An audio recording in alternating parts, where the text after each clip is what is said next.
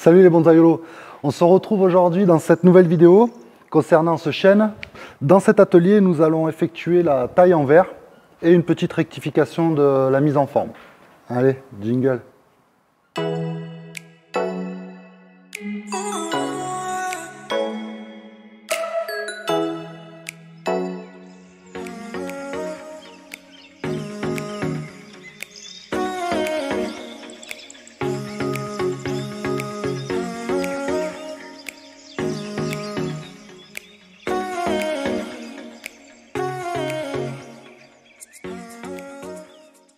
On va faire un petit tour de l'arbre. Ce que l'on peut noter dessus, bon, il a une belle pousse. On voit que c'est un arbre quand même qui a une dominance apicale.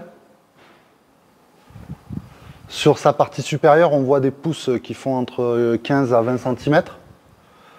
Donc il va falloir les rabattre pour que la vigueur de l'arbre soit distribuée également sur toutes les branches et toutes les pousses de l'arbre. Au niveau sanitaire, donc on voit qu'il n'y a aucun problème, le feuillage est sain. C'est un arbre qui peut être soumis à l'odium. Donc là on voit qu'il n'en a pas en début de saison. Pour l'instant il n'y a pas d'attaque d'odium. Le substrat, je vous l'ai présenté lors du rempotage. Au niveau fertilisation, donc c'est un arbre qui reçoit de l'engrais organique en petits bouchons, donc organique solide. L'engrais organique, je le mets dans les chaussettes pour plusieurs raisons. Première raison, c'est qu'il va être donc dans le noir, ce qui va favoriser donc le travail des bactéries et autres petits organismes pour transformer donc cette matière organique en matière minérale pour pouvoir que la plante puisse l'assimiler lors des arrosages. Donc elles vont être dans le noir. Deuxième effet va être qu'il va y avoir donc un effet de filtre. Donc les chaussettes vont filtrer le tissu, va filtrer les grosses particules, va empêcher que les grosses particules aillent dans le substrat et qu'elles le colmatent dans le temps.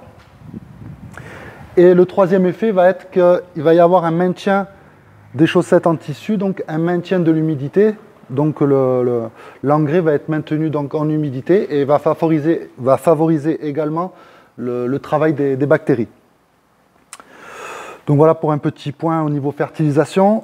Au niveau exposition dans le jardin, c'est un arbre qui est donc en plein soleil jusqu'à environ 14 heures, 15 heures, en plein soleil, soleil direct sur le feuillage. Et à partir de 15 heures, l'arbre est à l'ombre. Niveau arrosage, c'est un arbre, là on est le 27 avril. Moi je suis en arrosage automatique en tuyau micro percé au niveau de la motte. Donc il a un arrosage par jour. Pour l'instant le programme est à un arrosage par jour. D'ici peu, je vais sûrement passer à 2 arrosages par jour. Car chez nous dans le sud-est, les températures commencent à monter. Lors du précédent atelier que je vous ai présenté sur cet arbre, il y a eu donc la mise en forme et le rempotage pour lui redonner une inclinaison fidèle au projet.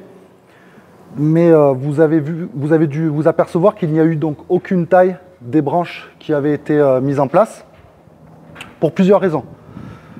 La première raison, on va rendre à César ce qui est à César. Donc c'est Bruno Faure, lors de son petit live du confinement, nous avait fait un petit live donc sur le chêne et nous avait dit qu'il tenait donc de François Gault, qui cultive aussi donc des chênes, qu'il valait mieux tailler ces arbres-là en verre, en feuillage, car on peut s'en apercevoir sur l'arbre. Il y a quelques bourgeons, quelques petites brindilles, quelques bourgeons qui n'ont pas éclos, qui ont séché sur l'arbre. Si lors de la mise en forme, on avait effectué donc la taille des bourgeons et qu'on aurait donc sélectionné, fait notre taille en rapport aux bourgeons, on aurait pris le risque que ces bourgeons-là ne démarrent pas et pris le risque de perdre des branches. Donc voilà pour le premier point, utiliser les savoirs et retours d'expérience des autres qui le partagent. Pour le deuxième point, le fait de garder donc les bourgeons, tous les bourgeons présents, donc là maintenant on a des pousses en abondance, on va pouvoir en sélectionner sûrement quelques-unes. On a maintenu donc toute la vigueur de l'arbre. En gardant la vigueur donc des branches, ça va favoriser le maintien de la mise en forme lorsque l'on va déligaturer. Car lorsque l'on fait une mise en forme, que l'on tord légèrement toutes nos branches, on fait des cassures au niveau des fibres. Et donc lorsque l'arbre est en période de feuillaison et de pousse, il va réparer toutes ces petites fissures, ce qui va faire que les branches vont rester dans la position dans laquelle on les a mises. On va commencer le travail. Sur la partie haute, on aura plus tendance à tailler à 2-3 entre-nœuds, tandis que sur la partie inférieure, on va plus avoir tendance à tailler à 3, 4, voire 5 entre-nœuds. On voit sur cette branche-là 3 bourgeons qui sont partis. Donc là, il va en falloir en sélectionner donc 2 pouces. Les 2 latérales sont moins vigoureuses que le bourgeon apical, ce qui est normal. Le bourgeon apical aura toujours beaucoup plus de vigueur que les bourgeons qui sont en dessous de lui. Donc on va favoriser 1 pouce. Celle-ci, on va la laisser encore pousser. On y reviendra dans le jardin, quand on se trimballe dans notre jardin avec la paire de ciseaux. Et sur la branche la plus vigoureuse, on va calmer donc sa vigueur et on va la rabattre à 1, 2, 3, 4, à 4 entre-nœuds. Ce qui nous met maintenant, on refera une petite mise en forme pour le placement de branche, ce qui nous amène maintenant une branche avec une première ramification. Lorsque vous effectuez la taille de votre branche, donc par exemple ceci est la pousse que j'ai, je veux la tailler en conservant cet entre-nœud, donc je viens à l'entre-nœud qui est juste avant et je le sectionne. Je garde une partie d'environ 1 cm, donc cette partie va sécher, mais elle va en même temps protéger donc le bourgeon. Ça va éviter d'endommager le bourgeon si je venais effectuer une coupe à ras. On conserve bien la petite pousse. Donc là, on a les petites branches du tire-sève, on va les laisser. Donc là, on a l'autre partie de notre branche. On peut bien distinguer la pousse du bourgeon terminal et la pousse du bourgeon qui était juste avant.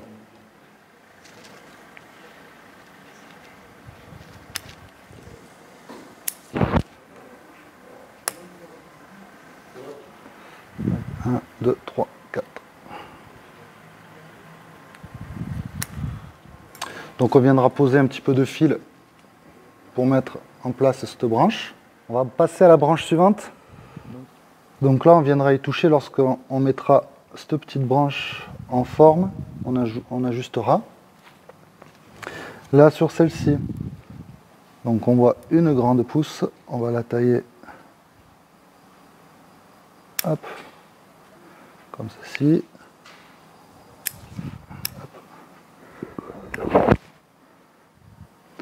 Donc pour cette branche-là, c'est bon. On va passer à celle qui est au-dessus. On voit des petites branches, comme celle-ci, qui n'ont pas, le bourgeon n'a pas ouvert, l'arbre l'a fait sécher.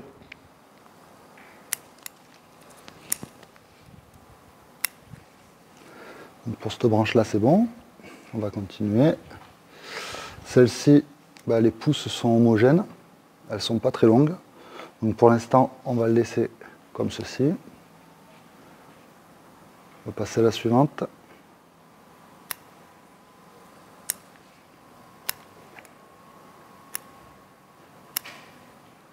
Au niveau de la tête, donc là on voit qu'il y a un trou. Donc on voit à l'arrière aussi pas mal de branchages. Donc là on va essayer d'utiliser ces branches-là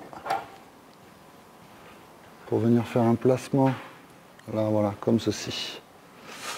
Donc là on est bon, et là on va tailler ici. Ok. Donc on viendra remettre en forme la partie supérieure de l'arbre après l'atelier. J'avais pas pu vous montrer lors de la précédente vidéo qu'à la mise en forme de l'arbre, j'ai pas assez bien ligaturé. En fait, j'ai ligaturé gros jusqu'au bout. Et lorsque j'ai mis en forme la continuité de la ligne de tronc pour en venir en faire cette branche ici, j'ai eu une rupture de branche, une légère rupture de branche. Mais on voit que l'arbre a bien démarré ensuite. Il a quand même 3 pouces en aval donc, de la rupture. Donc là, ce qui est important lorsque ça vous arrive que vous mettez en forme et que vous avez une branche qui a un côté qui casse, lorsque vous faites votre mise en forme, il est important de ne plus bouger la branche dans la position dans laquelle elle a cassé. Vous pouvez appliquer ou pas du mastic. Moi, personnellement, j'ai pas mis de mastic. La branche va effectuer donc, son bourrelet cicatriciel. Et par la suite, une fois qu'on enlèvera la ligature, elle viendra, le bourrelet continuera au fur et à mesure des saisons de pousse et fera comme si ça avait été une coupe d'une branche mal placée. Il n'y aura aucune incidence dans la suite de la construction de l'arbre. On en profite pour nettoyer les anciennes petites coupes, les petits chicots. Donc là aussi, on voit une brindille que l'arbre n'a pas fait démarrer. On enlève. Donc cette taille en verre aura plusieurs effets sur l'arbre. Le premier effet va être la création de ramifications, puisque l'arbre va donc rebourgeonner sur la pousse. Un autre effet va être la tentative de démarrage des bourgeons qui sont en amont des pousses. On va forcer l'arbre à démarrer ce bourgeon-là. Donc on verra si ça va fonctionner ou pas dans la suite. Mais c'est ce qu'on va essayer d'indiquer à l'arbre. De venir rebourgeonner en arrière, de démarrer les bourgeons en amont. Donc on continue.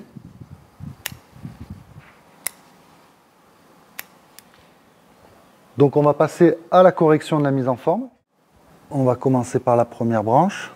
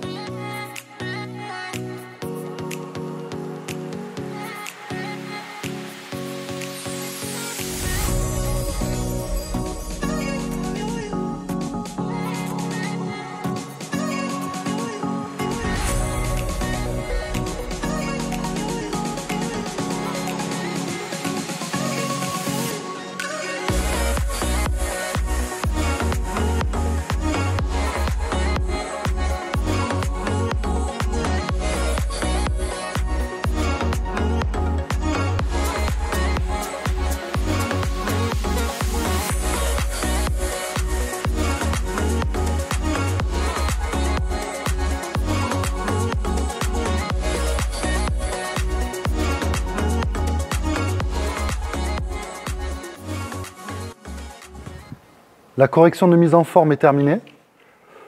l'arbre va repartir en culture dans le jardin. J'espère que cette vidéo vous aura plu.